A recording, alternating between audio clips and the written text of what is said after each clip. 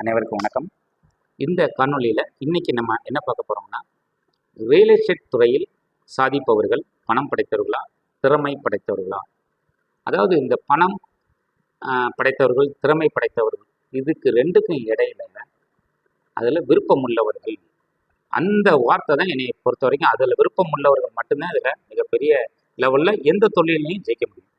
ஏன்னா விரும்பி ஒரு தொழிலை பண்ணும்போது அதில் நம்மளுடைய கான்சன்ட்ரேஷன் 100% இருக்கிறது மறுக்க முடியாத உண்மை. அதுதான் சரி. இப்போ பணம் படைத்தவர்கள் எந்த அளவுக்கு? பணம் படைத்தவர்கள் இயல்பாக அவங்க என்ன வேணாலும் பண்ணலாம். ஒரு ஹோட்டல் கட்டலாம், ரியல் எஸ்டேட் பண்ணலாம், ரிசார்ட்ஸு, எவ்வளவோ இருக்குது. ஒரு தீம் பார்க் பண்ணலாம். எதுலையுமே அவங்க பணம் பண்ணிட்டு போயிடுவாங்க.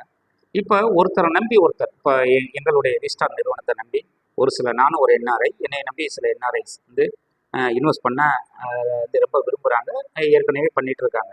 அவங்கள பொறுத்த வரைக்கும் 1 crore அந்த பணத்தை நான் வாங்கி என் பேரில் என்னுடைய நிறுவனத்தின் பேரில் வாங்கி அதை பெருக்கி அவங்களுக்கு தரும்போது எப்படின்னா, நான் ஒரு கமிட்மெண்ட்டுக்குள்ளே உள்ளே போயிடுறேன். ரெண்டாவது எனக்கு ஒரு பேர்டன் ஆகிடும். இந்த சர்டன் மந்த்துக்குள்ளே நம்ம பண்ணி ஆகணுமே, அந்த ரிட்டர்ன்ஸ் என்னாச்சு ஏதாச்சு அவங்க கரெக்டாக சொன்னபடி நடக்கணும். இதெல்லாம் இப்போ அவாய்ட் பண்ணிவிட்டு நீங்கள் 1 crore 2 crore what ever it is நீங்கள் பண்ணுறது விருப்பம்னா உங்களுக்கு ரொம்ப க்ளோஸான ஒரு ரிலேட்டிவோ ஒரு ஃப்ரெண்ட்ஸு பேர்லேயோ நீங்கள் இங்கே பண்ணிக்கோங்க.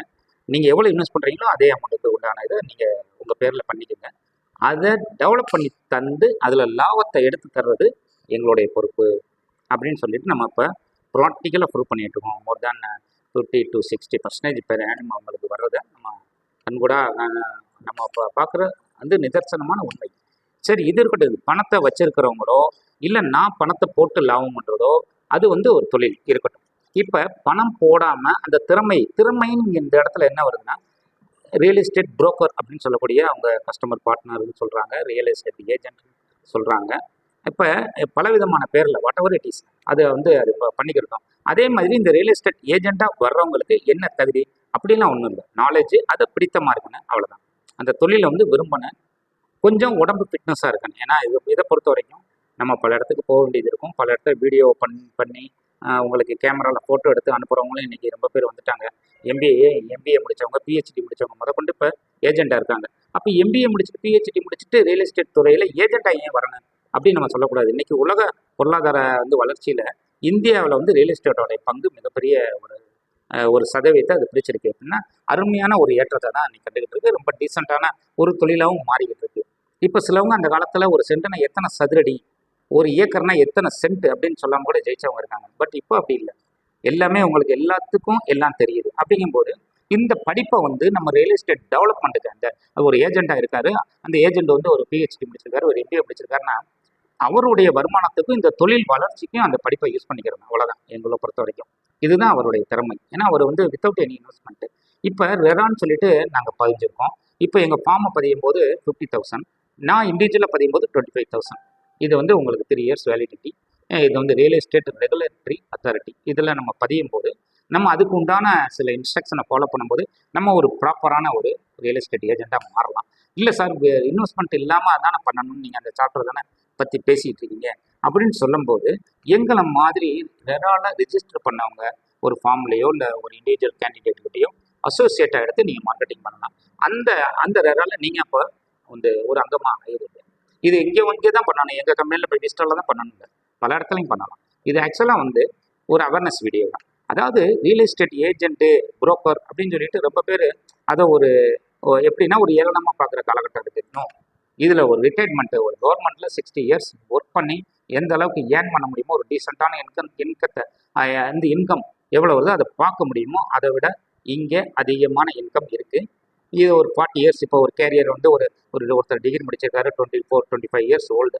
அந்த பர்சன் உள்ள இன்ட்ரெஸ்ட்டாக கரெக்டாக முறைப்படி நியாயமாக ஒர்க் பண்ண இருந்தால் ஒரு 15 yearsல ரிட்டையர்மெண்ட் ஏஜில் என்ன சம்பாதிப்பாங்களோ கவர்மெண்ட் ஸ்டாஃப்ஸ், அதை இங்கே ஏர்ன் பண்ணலாம். அதுக்கு பின்னாடி வர்றது எல்லாமே போனஸ்னு வச்சுக்கலாம். ஏன்னா இதெல்லாம் நாங்கள் கண்கூட பார்த்துட்டு இருக்கோம். இப்போ நான் என்னை எடுத்துக்கிட்டாவே, நான் அந்த காலத்தில் நான் மெரிட்டில் பிஇ போனேன். தென் டிபார்ட்மெண்ட்டில் ஒர்க் பண்ணோம். அப்புறம் சிங்கப்பூரில் அப்ராட், சிங்கப்பூர், மலேசியா, சைனா அங்கெல்லாம் ஒர்க் பண்ணோம், ஈஸ்ட் ஏசியாவில். இதை முடிச்சுட்டு இப்போ சொந்தமாக பண்ணிகிட்டு இருக்கோம். இப்போ அதை விட இதில் நல்ல இன்கம் கிடைக்குது.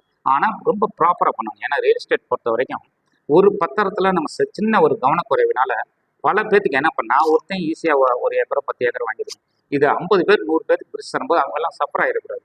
அதில் ரொம்ப கவனமாக இருக்கணும். இப்போ நம்ம கம்பெனி இருக்குது, லீகல்னு அது தனி டிபார்ட்மெண்ட் இயங்கிட்டு இருக்கு. ஸோ அது ஒன்றும் ப்ராப்ளம் இல்லை. அப்போ மார்க்கெட்டிங் பாயிண்ட் ஆஃப் வியூவில் இந்த நாலேஜோட, இந்த விருப்பத்தோட யார் வராங்களோ அவங்க பணம் போட்டு, அதாவது இன்வெஸ்ட்மெண்ட் பண்ணி எத்தனை பர்சன்டேஜ் அவங்களுக்கு ஈல்டு ஒன் இயரில் கால்குலேட் பண்ணுறோமோ அதை விட அதிகமான ஈல்டு. தென் அவங்களுக்கு எந்த விதமான ஒரீஸும் இருக்காது, ஹாப்பியாக இருப்பாங்க. இது இத்தனை மணிக்கு தான் வரணும், அத்தனை மணிக்கு தான் போகணும் அப்படிலாம் இல்லை. அவங்களுடைய கான்டாக்ட், அவங்களுடைய way of approach to the customer இதுதான்.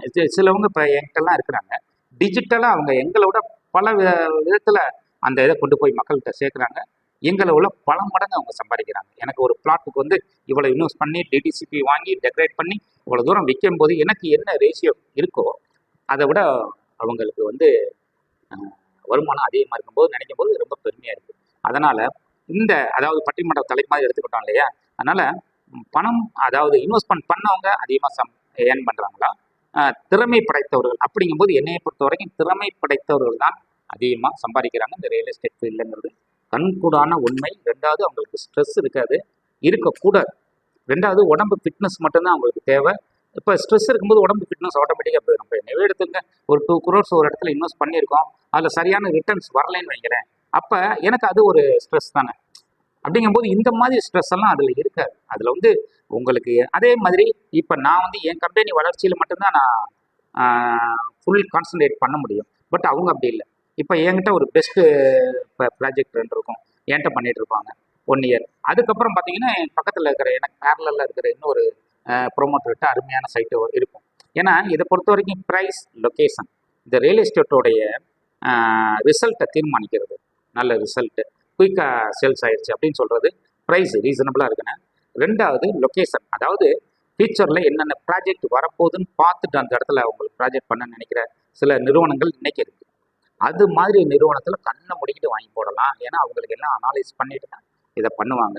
ஸோ உங்களுக்கு திறமையோட சேர்ந்த ஒரு அந்த தொழில் மேலே, அதாவது இந்த ரியல் எஸ்டேட் ஏஜென்ட் ஆகிற தொழில் மேலே ஒரு விருப்பம் வேணும்.